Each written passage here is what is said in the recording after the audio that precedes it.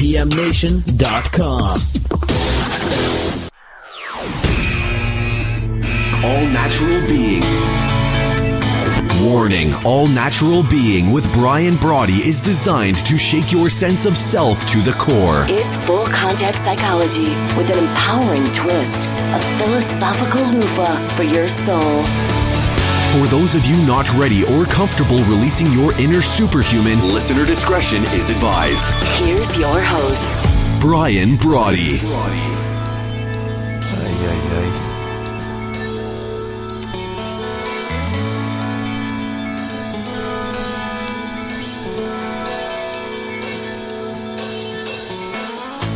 Welcome to All Natural Being. It's Brian here with you for the hour on a day that's, a little special. This is our 100th episode, and we had some other cool things planned and then got tied up on some other shoots this morning and some calls and everything else. So we're going to do it straight up audio today, but we're working round the clock. Got the trolls on it. Not the trolls, what are they, like the munchkins, whatever, the little, the elves. We're out working on it. Making sure that we have everything ready for the video launch on the 1st of September. But thank you so very much for hanging out with us, making us now, not just, this is the 100th episode, but thanks to you all. Thanks to everyone listening. Thanks to the good folks at IPM Nation, and I'm assuming the good folks at iTunes for the podcast, everywhere, and everyone else playing our show. Thank you so very much because you've made us now the number one show on IPM Nation. Number one show. For 100 episodes now. That's like months. Since April 1st, we've been the number one show. And as you know, I think we're the number one show because this is a show about you. Not the watered down version of you, but the real you, the true you, the all natural you. And that's why I say every day, it truly is an honor to be hanging out with you for an hour. However you click over, however you're able to fit me in, it's truly an honor to be your tag team partner. Right? I think all the time about being on the cusp of greatness. You see all these different things. You see these websites and all the other things going on the internet. Oh, well, here's how you can get to be great. And I got to tell you, I'm not sure if we'll ever be great. I like being on the cusp of greatness, right? I like the challenge. I like the mountains. I like the valleys. I like getting in, mixing it up, bringing your grit, bringing your all-natural being. And it truly has been a highlight. I've been around a few years, as you know. I've celebrated my 49th birthday easily half a dozen times. It's been the highlight of my life, hanging out for 100 episodes with a kindred. People like me on the cusp. We're like on the edge, right there. Greatness is just look right there, right? We're that close. So we continue to be inspired every day. We continue to work hard every day at being who we ultimately are. So I really want to thank you again for the 100th episode. We wouldn't be here if it weren't for you all. And I'm very appreciative of that, as much as I am thankful that I get to be your sidekick, that I get to be your tag team, the guy that passes you the baton. So at the end of the show, you can go out and reconnect with your all-natural being. So I'm very excited about it. I can't say thank you enough for everyone that's made this possible. 100 episodes. You know, I was chuckling when we first came into the show because you'd think, with the 100 episodes, you'd think at least with the 99th I could have perfected it for the 100, but I cannot get the open to hit back to the IPM studios. I can't get the open to hit on time. I keep doing the math. There's like a slide rule and a protractor trying to figure it all out. Even 100 episodes, I can't get the open to hit right, but what are you going to do? Not going to let that derail me today. So thank you again. Thank you for the cities that listen all over the place, not just here in the States, but from all over the world. Thank you for everyone over the opening 100 episodes that's texted me, as I hope you might do today, 331-684-7685, 331-684-SOUL. Send me a text. Let me know what you're thinking. And we do, as we can, every time we do a live show, incorporate it right into the running format of that day. So 331-684-7685. Also, I want to thank everyone that's gone over to allnaturalbeing.com. You know, revivingsuperhumans.com, unlockingmetahumans.com. You get where I'm going with this. But have gone over there, sent me a quick email. I'll fire an email back so we can hook up that way. I want to thank everyone that's been involved in our opening 100 days. it really is a thrill to be able to hang out with you. All right. So, talking about a thrill, let's get into today's anaerobic aphorism. And then, I wanted the 100th episode to be kind of cool. I wanted it to be something where it's like, that's going to cost Brian some friends, right? I want the 100th episode to be like, oh, yeah, he poked the tiger now. Oh, look, he hit him right with a stick. Look, he's poking the tiger with a stick. That's what I want the 100th episode of the show to be. So here we go. Anaerobic aphorism. So I put up every day over on Brawdy Official. Brian Brawdy Official over on Facebook. I put up every day the anaerobic aphorism for the following day. Here's today's. Masquerading in this life perfectly prepares us for hell in the next. Right? Because if you're not true to your heart, if you're not true to your grit, if you're not your all-natural being, well, then you kind of know already what it's like to be tormented. That's all I'm saying. And that's going to lead us right into today's show. We've got so many great articles from around the internet. I asked my good friend Bob, who was with me for the very first show way back on April 1st. He's sitting in the studio today so he can kind of go, all right, keep it going. Let's go. Moving along, right? Bob from Creative Angle. So he's going to make sure that I get all this stuff in on time because I'm fired up. So let's do this. I first want to talk about this concept of the cusp of success. And I might have been a little glib about it there in the beginning, but why cusp? Because every now is the cusp of our future. People talk all about, in the future I'm going to do this. In the future I think I'll do that.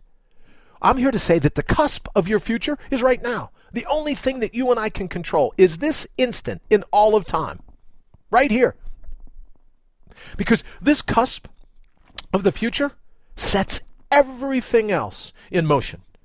Because in the labyrinth of life, in the garden of the mortals, every time you make the conscious decision to take a step, left, rights, ups, downs, pivots, swerves, whatever it is, no dead ends, only cul-de-sacs. Whenever you make the conscious decision and you go, yes, I have the courage for around the corner. Even if I can't see what's around the corner, I'm in. I'm doing it.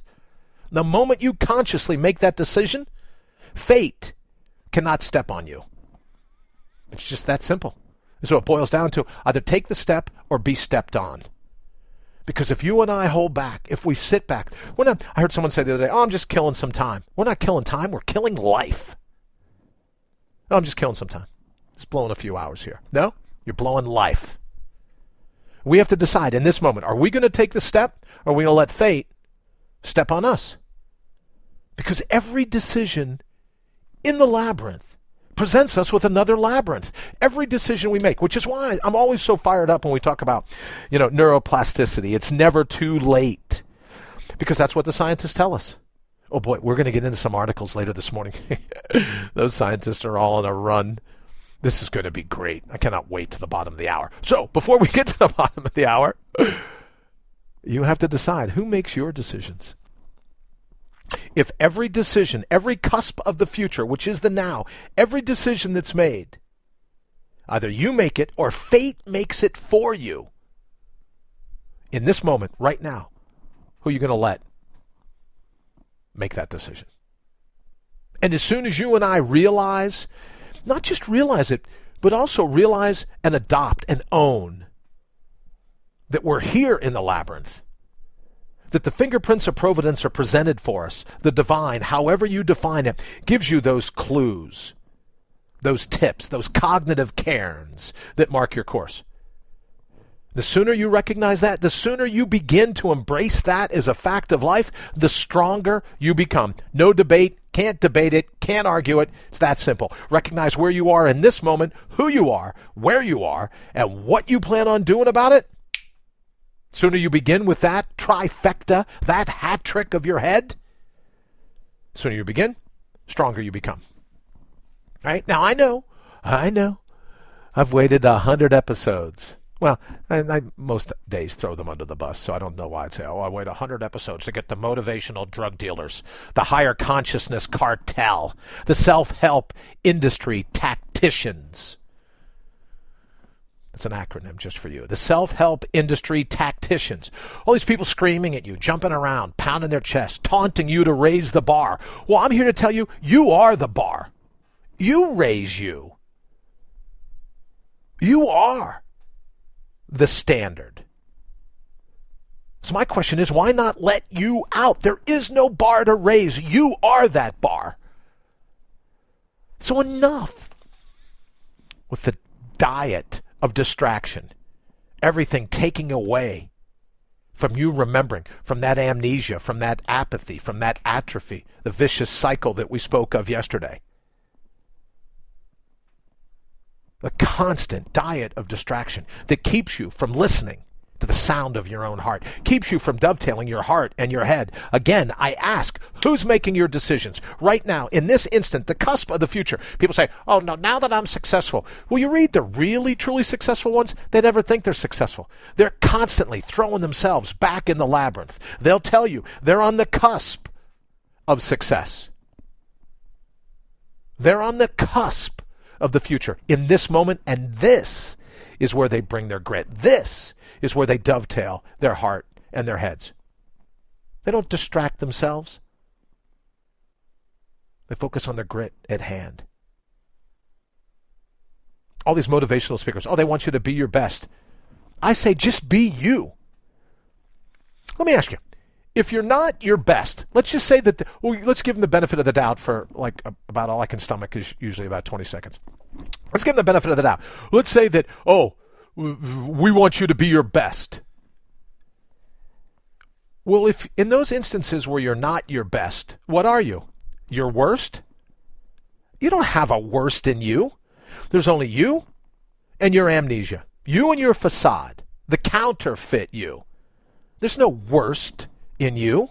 So anyone telling you, we got to get you to the point where you're your best. You're your best already. You just got to go in and get that best out.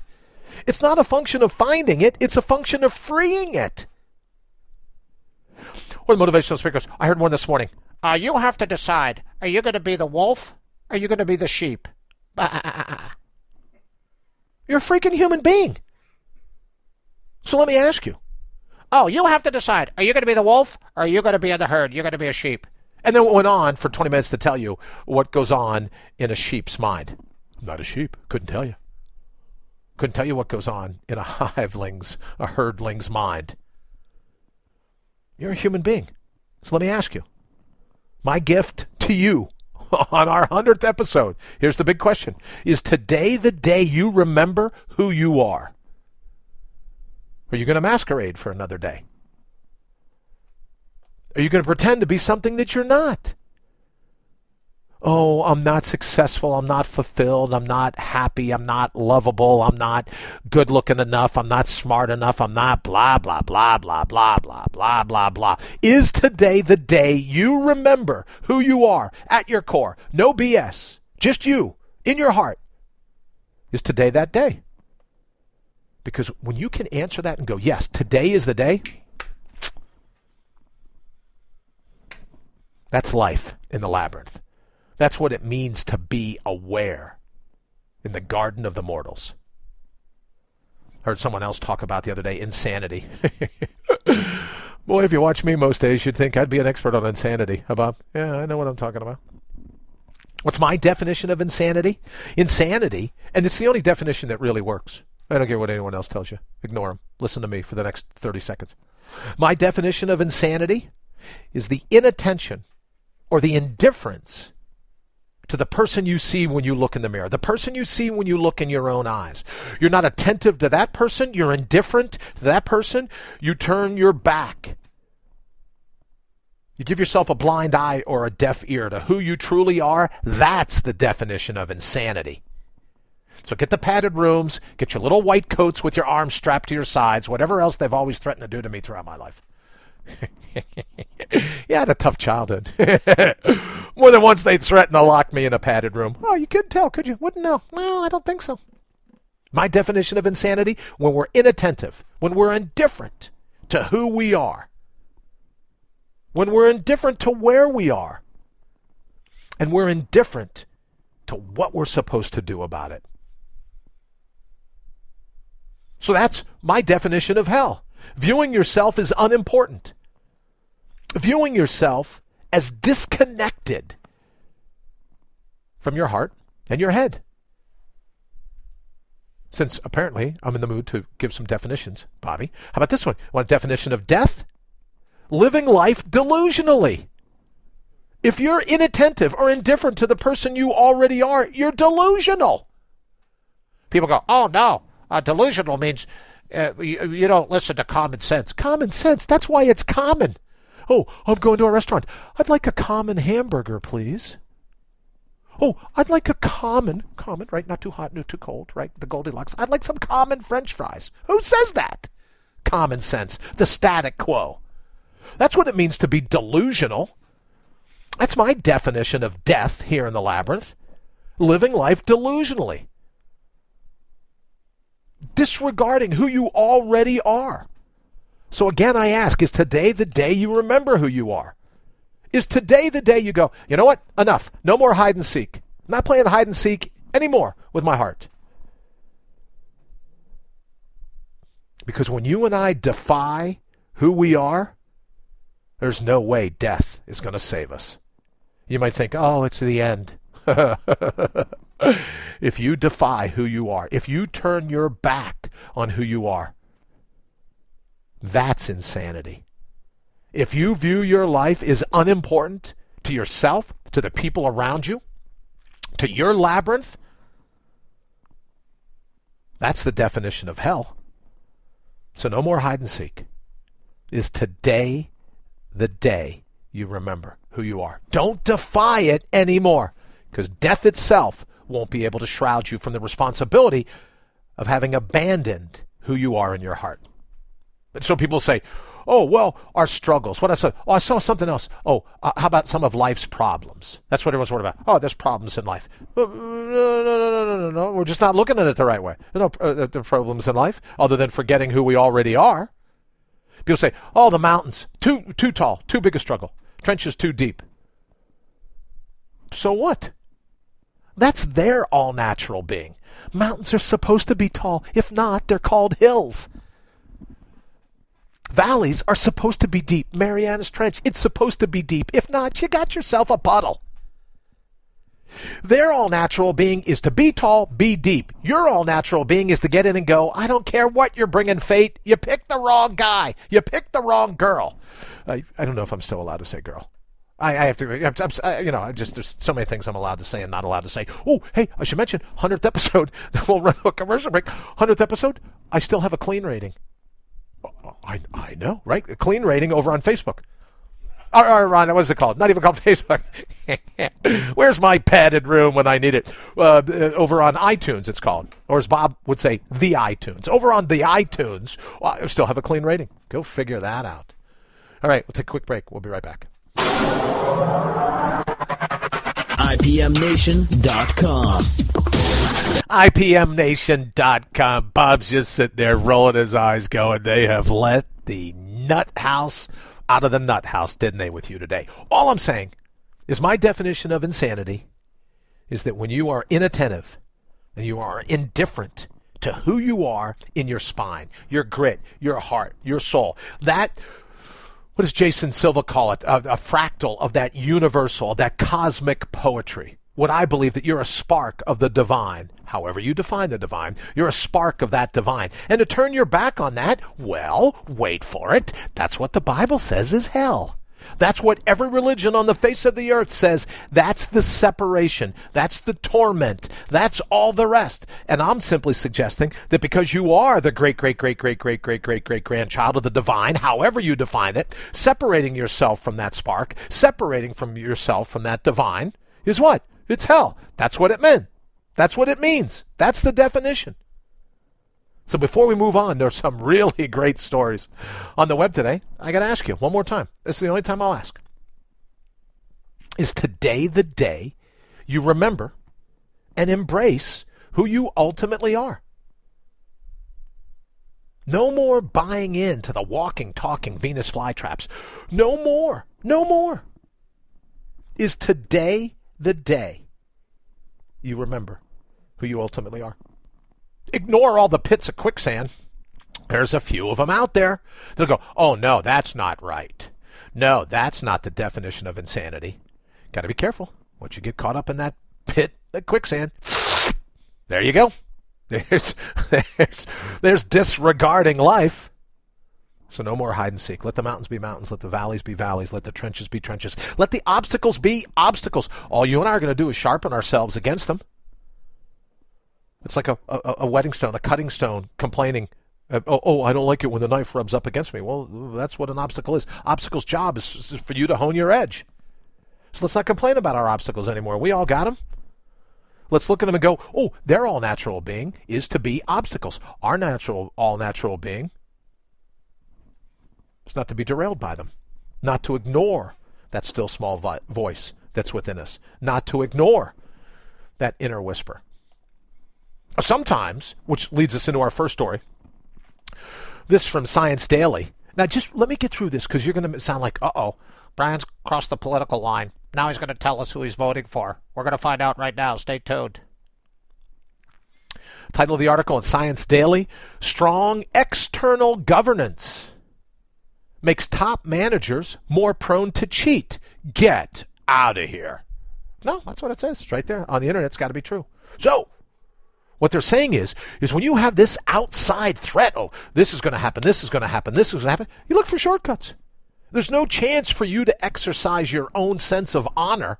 You're like, I'm going to get popped. Well, let's just cheat anyways. So, according to this study, even though it goes against conventional wisdom, the external governance is what actually causes people to cook the books, to act contrary to their own sense of honor. So let's get off governance right away from the outside. Do you have a still small voice, right? There's your voice inside, your spine, your heart, your core. But then you have that part of your ego that's just constantly bullying you, constantly beating up on you, constantly riding your back like some sick, twisted monkey, like that hamster on a wheel. No. You got a voice like that? Well, then you and I can extrapolate. We can take away from this test at Rice University and go, quote, according to cognitive evaluation theory, humans need to feel a certain level of self-determination. The theory asserts that external monitoring and controls crowd out an individual's motivation to behave in ways that are contrary to what they really believe. It stands as a contrast, according to the article, to the agency theory. The presence of external governing mechanisms should make managers less likely to enrich themselves, but the study found it makes them more likely. So let me ask you, do you have one of those own voices in your own head, constantly wanting to beat you up? You'll never be any good. Or like me, if you go downstairs, 2:30 this morning, went downstairs. It was one of my son's birthdays was yesterday, 2:30 in the morning. You know what's on the counter? Chocolate cupcakes. Oh, it's like Oreos, if I remember. I was like, it was just chocolate ice cream, icing. So you go down, you look at one of those, and that little voice in your head goes, no, you want that. And I'm like, nah, I don't need the sugar. I'm good, thanks. That battle, that's the one I'm talking about. Or an outside voice, or it goes, you better not do that. You're on a diet. So then you're kind of kicking yourself going, ugh, that's right. I better not do it. As soon as you get the chance, what do? You eat the cupcake, right? You're so busy beating up on yourself, you go, I'm not listening to that crazy anymore. I'm going to have the cupcake. How about some compassion? How about some understanding for yourself?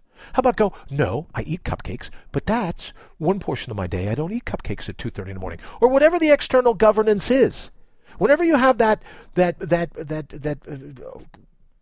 demanding, demeaning voice inside your head that's constantly belittling you, you can take this study and go, wow, that belittling, if I don't get a hold of it pretty soon and go, you're Michigana.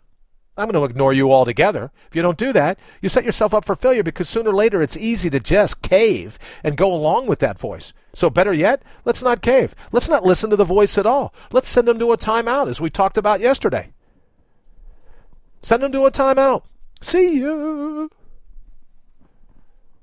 Because then We're our own best friend. We're our own biggest fan. We don't have to worry about that voice constantly riding us because we're not good enough, we're not smart enough, we're not fast enough, we're not wealthy enough, we're not any of these other things. We're just not. When we ignore that voice, when we have a little bit of compassion for ourselves, when we have a little bit of altruism for ourselves, or you want a shortcut? Connect to your all-natural being, because your all-natural being realizes that that voice will do or say anything it can to try to control you. But when you remind it that your mind works for you, you don't work for your mind, the whole aspect of that external governance slips right away. All right, we'll be right back. You're listening to All Natural Being with Brian Brawdy. How much longer will you let them hijack your head and your heart? Here we go. Now, we're going to do, if we have some time, Bob's watching his watch. He's got his phone. He's making sure that I'm sticking on time. But if we get a little bit chance later, I want to talk about how important sleep is and why they say now that sleep disruption can lead to a whole host of difficulties in our lives. So we're going to talk about sleep if we can. But I couldn't think of a better way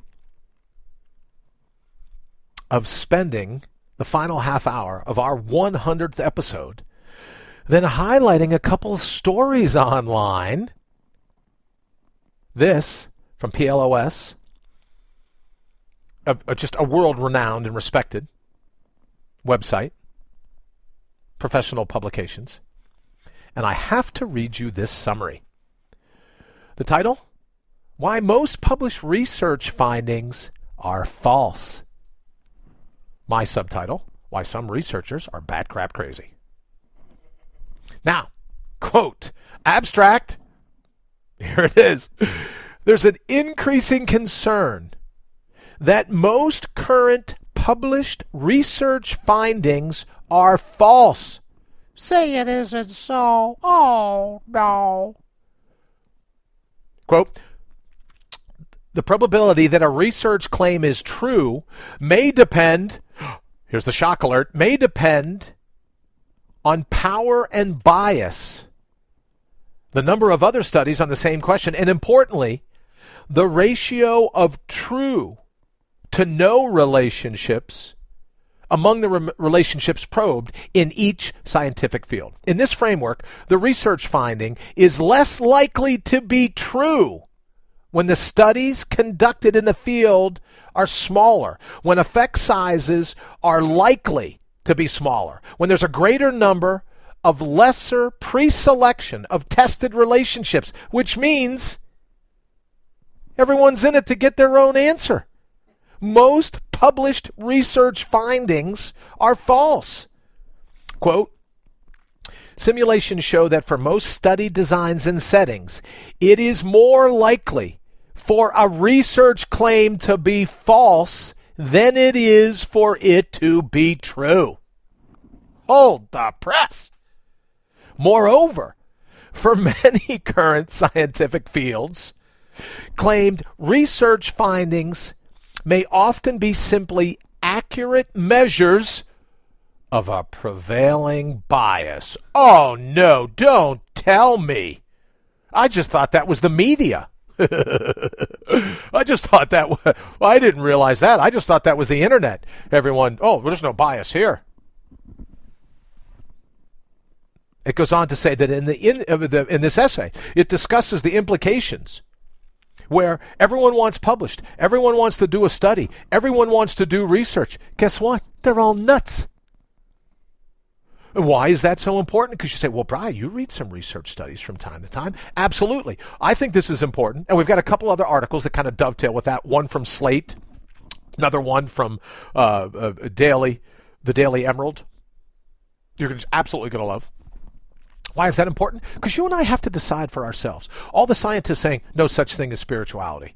All the spiritualists saying, oh, there's no such thing. Science, what do you got to know about them? All these different people doing research, not just science people, all walks of life. You have to take the information and decide within your own head, within your own heart, what do you believe to be true?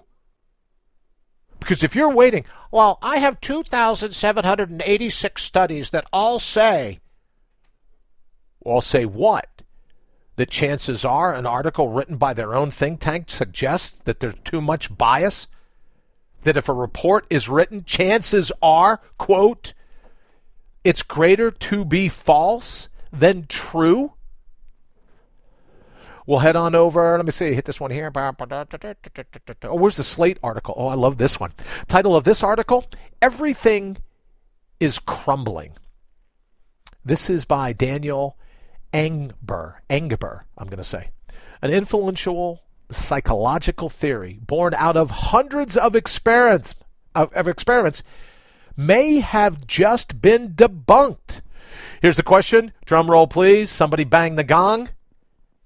How can so many scientists have been so wrong? Scientists wrong? Say it isn't so.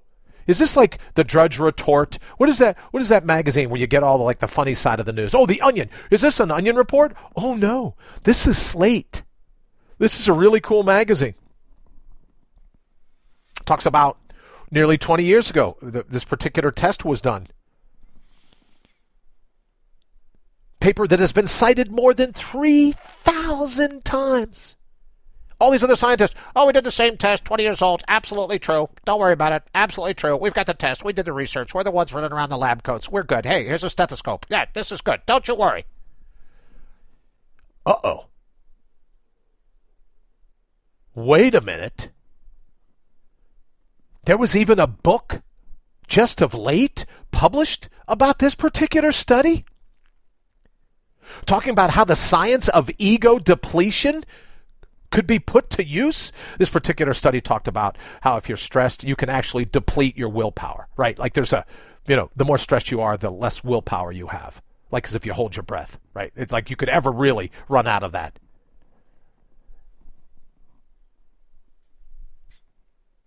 Said the author, the effects he first began to study, quote, in the early 1990s are, quote, established fact.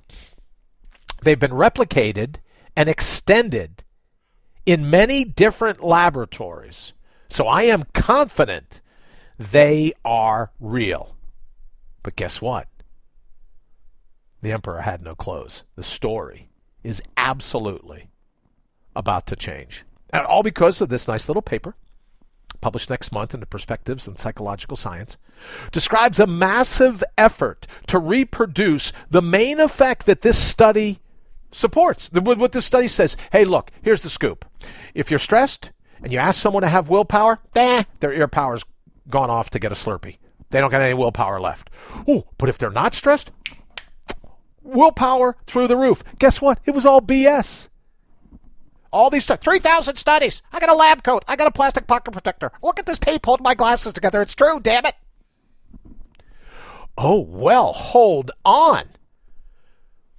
Comprising more than 2,000 subjects tested at 24 different laboratories on several different continents. Guess what the study found, Bobby? Nothing. Zero. Zip. Zilch. 20 years, 3,000 other scientific studies going, oh, this is the Bible. Well, you can take this to the bank. Guess what? Teller window isn't open. You can take it to the bank all you want because it wasn't true. They're not going to accept your deposit. Quote, this isn't the first time that an idea in psychology has been challenged. Not by a long shot. The author talks about a reproducibility crisis, meaning they have this test. I need to get published. I want some money. I want my name in lights. But then wait a minute. We got to replicate these things. It says here that in psychology, as in many other fields, wait a minute. We have a crisis? We can't reproduce these etched in stone results? This is all not true? A critique of that study appeared last week, claiming that the original author made, oh, I love this. You know what I'd like to do? I'd like to do something wrong right about now, and then I'd like to go, oh, let me apologize. It was a statistical error. What I just did right there, it was a response to a statistical error. Quote, but that critique has itself been attacked for misconstruing the facts. Say it isn't so. So all these people that are lining up, I got research to prove it. All they're doing is showing you their bias, trying to bully you into their train of thought on both sides of the aisle, both sides of the spectrum. Whether you're running around, right? You're wearing a white lab coat or a saffron robe. You're wearing a crucifix or a stethoscope. What does it matter? All these people go, you can trust me. There's studies. There's research. This is good. Etched in stone. 20 years to support it. Guess what? Nada. For scientists and science journalists, according to the article, quote, this back and forth is worrying. We'd like to think that a published study has more than even odds of being true. Even 50-50. What's the chance? Could it at least be true? No. So all these people tell you, oh, you don't want a spiritual bent in life. You don't want to believe in the labyrinth. You don't want to believe in the garden of the mortals. You don't want to believe that your mind interacts with your environment. You don't want to believe that if it happens at the micro level, like in quantum mechanics, you can't possibly believe that it has anything to do in the macro world with a human mind. Oh, no? Quote, instead of warning us that a single piece of research might be unreliable, the new paper casts a shadow on a fully formed research literature. Or to put it another way, it takes aim not at the single paper, but the entire idea.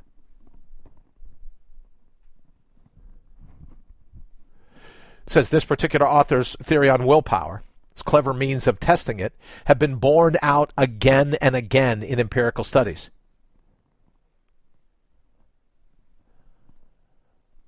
It's not some crazy idea wobbling on a pile of flimsy data. It's a sturdy edifice of knowledge built over many years from solid bricks. Yet it appears now that these solid bricks, this sturdy edifice, quote, completely bogus, end quote. That is, the foundation is made, quote, out of rotted out materials. That means an entire field of study, quote, and significant portions of certain scientists' careers, oh no, don't I have to give back my tenure? Could be resting on a false premise. Oh no. So all of us semi-spiritualists that believe that you can find a common ground between religion and science. Oh, no, scientists told us no. I read an article the other day, no one believes in miracles anymore. Read an article the other day, no one believes in the divine anymore. They ask him, why don't you believe? Oh, science tells us. Well, now science tells us. They're full of crap.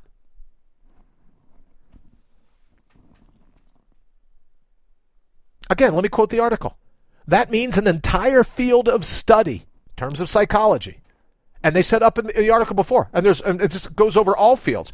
That means the entire field of study and a significant portion of certain scientists' careers resting on a false premise. The article worries, if something this well established could fall apart, what's next? Says that's not just worrying, it's terrifying. So let me ask you, what are some of the research things that you've fallen for? What are some of the things that you've believed in because you've taken that on someone else's word? As opposed to channeling your all-natural being and coming to that common ground on your own. What are some of those things?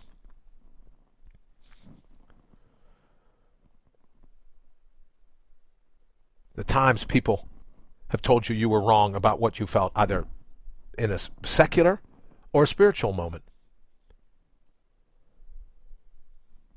Article ends by saying, I feel the ground is moving from underneath, and I no longer know what is real and what is not. So all the scientists telling you were crazy to be a spiritualist, all the spiritualists telling you were crazy to be a scientist, doesn't matter. All these people wanting to pound the pulpit, shove the petri dish results down your throat, whatever it is. Ultimately, for you and I, the kindred, those people searching their all-natural being, you decide in that moment. You take it in. You chew on it. You figure out, is it true to you? Is that what you believe?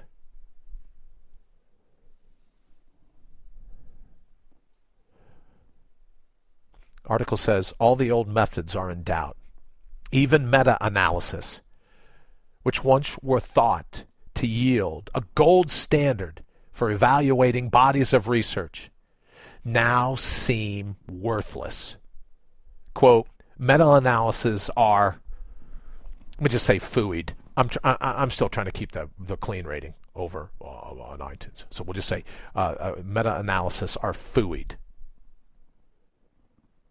So what are some of the things that you've believed in the past? Because you've listened to the research experts. You've listened to the walking, talking pits of quicksand. You've listened to all the research experts. Now, am I here to say that absolutely every research expert is wrong? Absolutely not.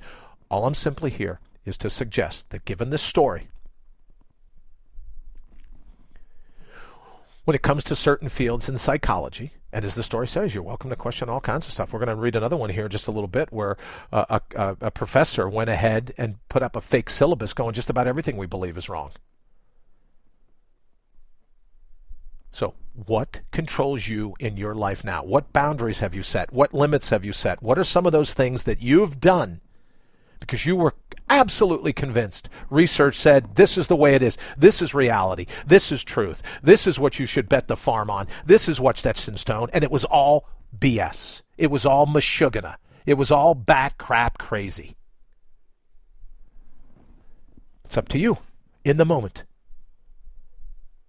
to take in that information and decide in your own head, to take in that information and decide in your own heart. You want to no longer believe in the divine? Good on you. You want to no longer believe in miracles? Good on you. You no longer want to believe in spiritualism? Good on you. You no longer want to believe in scientific research? Good on you. Just make sure that it's your belief, that it's not counterfeit, it's not plagiarized, it's not knocked off. I asked earlier, who's making the decision for you? If in every moment you have to go, I can't take anything anymore just based on research or something that was written in a book. I have to come to grips with it in my own heart, in my own head, in my own mind. That's all natural being. And if you feel that sense of connection to something larger than yourself, if you feel that sense of connection to a divine, however you define it, why let anybody, well, here's the research, shows that's all wrong. No, showed they were wrong. And in an attempt to make sure that other people could secure their bias, they kept piling on these reports, and they were wrong. So let's take a look. There's a psychologist in an article, the Daily Emerald. The psychologist uses a fake class to ask real questions. Everything is fooeyed.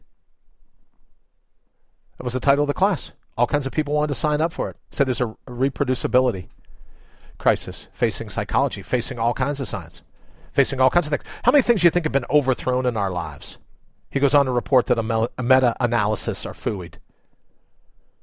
How many times in the past has we believed something? I'm told George Washington died because he was bled to death. They put so many leeches on him, they bled him to death. Well, I guess at the time they thought that was etched in stone, rock hard science. Nobody believed that Einstein was right. They fought with him for years. So not to get too out there, let's bring it a little closer to home. What are some of those things that you've accepted as rock solid evidence, but you haven't taken them in to validate them for yourselves? No optimism, no pessimism, just taking them in and say, okay, great. Because just like our lives in the labyrinth, just like our existence in the garden of the mortals, it's about discovery. It's about pushing it into the unknown. And according to this article, that means taking risks. So we can't fault them for taking risks. Can't fault them for the original investigation that yielded the bias. I'm not even really faulting them for being wrong for 20 years. I'm simply asking, what do you and I do to test these things out, to field test the data in our own hearts, in our own heads. You define realism. You define reality. If Einstein taught us anything, what you focus on, what you believe, William James, what you focus on, that's reality. The uncertainty principle, Heisenberg's, double slit experiment. The list goes on and on and on. So I would ask you, at those times in your life where you feel sad, you feel depressed, you feel unfulfilled, you feel disappointed, we just add to the laundry list, your top 10 list of things where you're not your own biggest fan, you're not your own best friend. How many of those opinions have you adopted? Do you currently house? How many of those opinions are based on research that could be absolutely false? Absolutely false. I don't know. I suspect you do. We'll be right back. You're listening to All Natural Being with Brian Brawdy. Because it's never too late to take your life back. So here we go. It's never too late to take your life back. It's never too late to be your own investigator. It's never too late to be your own detective. It's never too late to figure this stuff out for ourselves. If there is this inability to reproduce honorable results, if people are publishing books going, oh, you can deplete your willpower. I bought the book. Thank goodness. Every time I read it, I go, I don't like this book. It doesn't dovetail with what I feel. So good for me. All I'm suggesting is you do the research yourself. Don't even take it from me. What did the Buddha say? You can't take the opinion just because it's based on some rock star. You got to figure it out for yourself. Head into the wilderness that is your own mind and figure it out for yourself. Now, the next time someone says, oh, well, research has shown, show them the door. Oh, that's what your research has shown? Guess what I'm going to show you? The exit here sign. Move along. Go, shoo, shoo. Goodbye. Who's going to argue with you? You could very well be right. Here's scientists for 20 years going, oh, no, no, no, no. And now you can go, well, yes, yes, yes, yes, yes. So again, I ask, who's making the decisions? Who's making the decisions? All right, now let's jump into sleep. We talk about it all the time, but there are a couple different studies. Oh, there you go. Bobby's ready to nod off now. A couple different studies that talk about the importance of sleep. And now that we can finally get some rest, maybe I don't even have to do these. Now we can finally get some rest knowing that all the experts in our lives are Looney Tunes. Maybe we don't have to worry about what it takes to be able to fall asleep. But a couple different studies out in Science Daily talking about the absolute importance of a good night's sleep. One of the ones that caught my eyes right off the bat is the significant link between nightmares and suicidal behavior, right? So the focus, at least of this part, says of the study is that the first report to highlight the relationship between nightmares and suicidal behaviors. They're looking at it as a multi-step pathway of defeat, entrapment, and hopelessness. Now, it's kind of a tough sell because I just spent 30 minutes railing against reports, railing against studies, railing against research. So once again, I ask you, when we highlight this research, when we highlight these reports, what do you think? Because the only expert I'm interested in is you. I don't give a crap about all the experts buzzing around you. I'm interested in what you think. On the cusp of greatness, you, me, challenging fate to a duel, bringing our all-natural being. What do you think? And if it's true that we have nightmares because we feel defeated, entrapped, and hopeless, well, then let's stop feeling defeat. Let's stop feeling entrapment. Let's stop feeling hopelessness. Let's channel our all-natural being, and while we're awake, do something to beat them back. Because ultimately, your all-natural being can't be defeated. Ultimately, the true sense of who you are can't be entrapped unless you're a co-conspirator and you're helping it to be imprisoned. Hopelessness, you don't have to own that. You don't have to believe in that. Now, I know I'm the first one to always slam hope, right? Carl Sandburg. Hope is an echo. It bids you yonder, yonder. But in this case, just a belief in yourself, being your own biggest fan, being your own best friend, Now, everyone around you, all the research experts, oh, it's not good to be a narcissist. I'm all over you being a narcissist. Take 20 minutes a day. Be a full-on flaming narcissist. Anything that you can think of, 20 minutes. I'm all over a positive belief in yourself. I'm all over 20 minutes. Be selfish. What could you do for the next 20 minutes? If you were going to be selfish, was it going to injure anyone else? What could you do? What would you do? Oh, maybe I go get a massage. God love you. Good for you. What would you do? Would you sit and go, oh, you know what? It's Thursday night, so I'd like some nightmares. So I think while I'm awake, I'll sit around and plan my defeat, my entrapment, and my hopelessness. Right? You could be triggering your own nightmares. Well, what if you go, no, I'm undefeatable.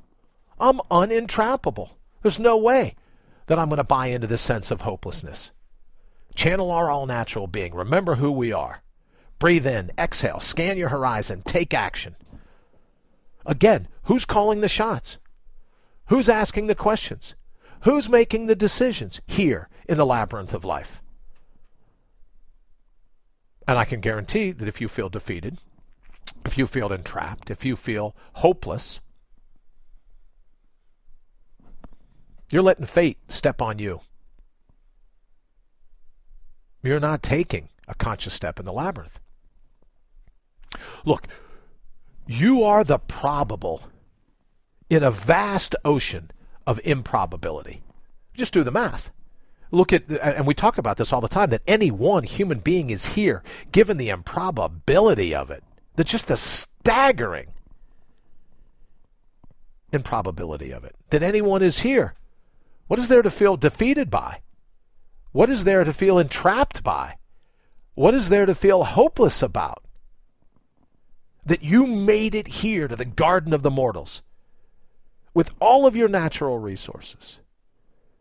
Everything you need to thrive in the moment. What do we got? Defeat, learned lesson. Entrapment, learned lesson.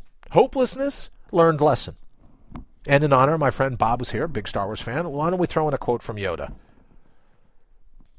You must unlearn what you have learned. Because when you unlearn that, right, always with you what cannot be done. Do or do not, there is no try. Yoda. Gotta dig him. Right? Unlearn the lesson of defeat. Unlearn the lesson of entrapment. Unlearn the lesson of hopelessness. And all the research experts, everyone telling, oh, it's gloomy. Oh, it's brutal. Oh, the market. Oh, the political election. Oh, the future. Oh, the this. Oh, the that. That's exactly where I took it from, by the way. Like, hey, what's missing? Right? All the doom and gloom.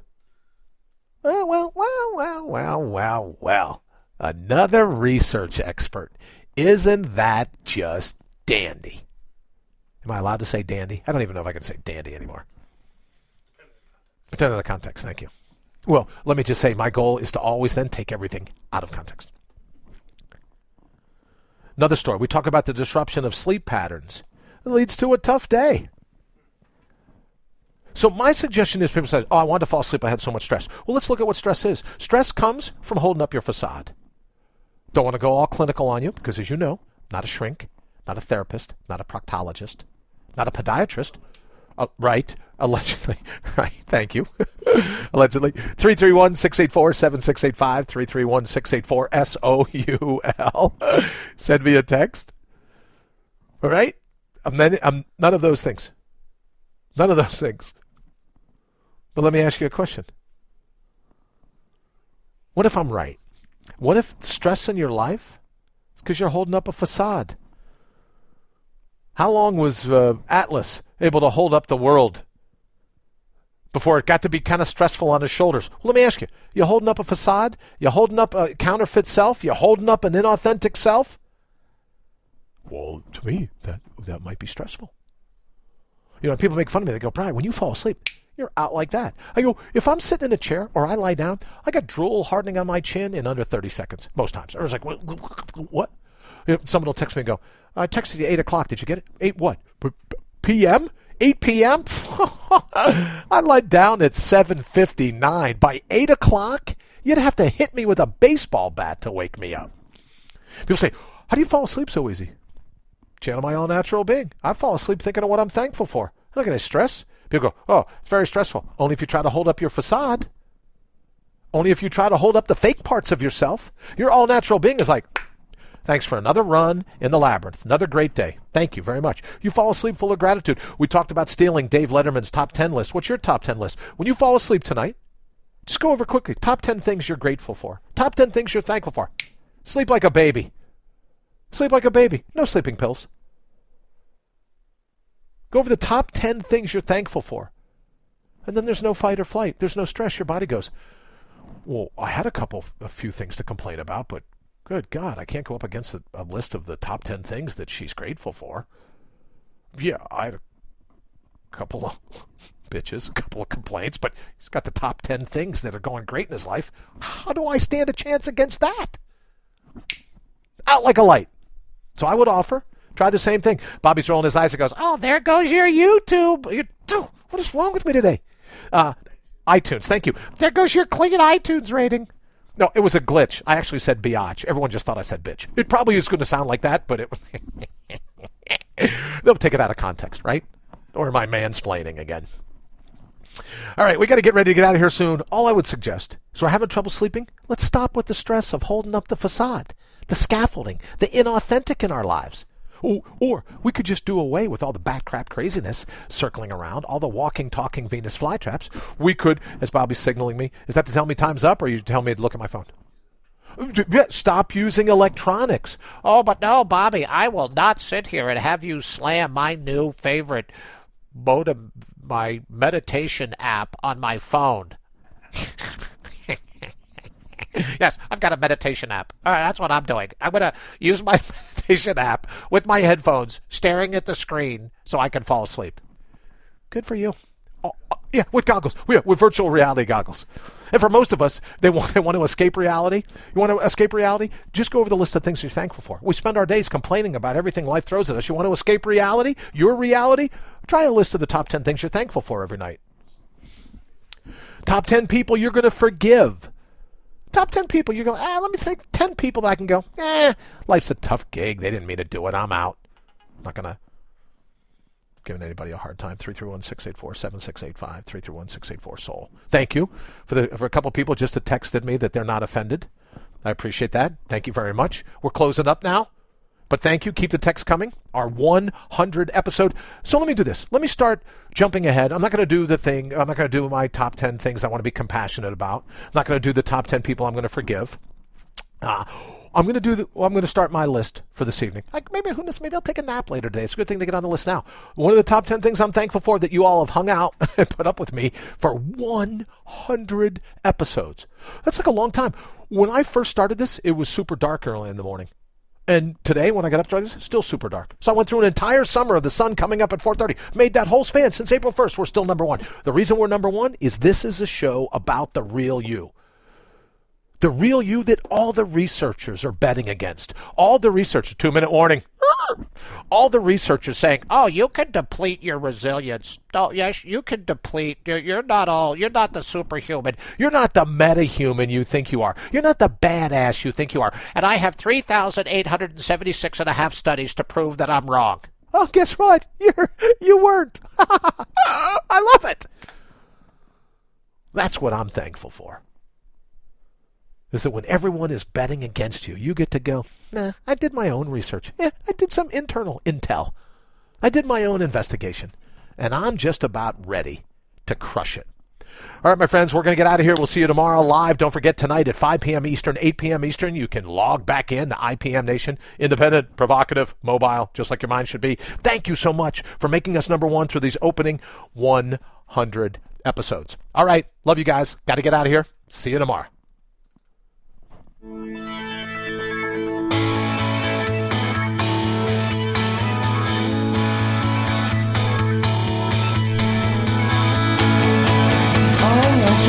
You've been listening to All Natural Being with Brian Brawdy. Join us live every Monday through Friday, 7 to 8 a.m. Eastern.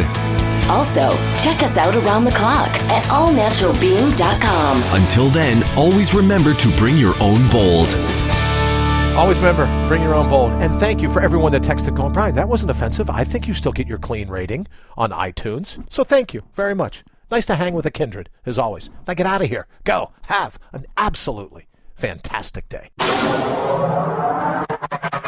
IPMNation.com.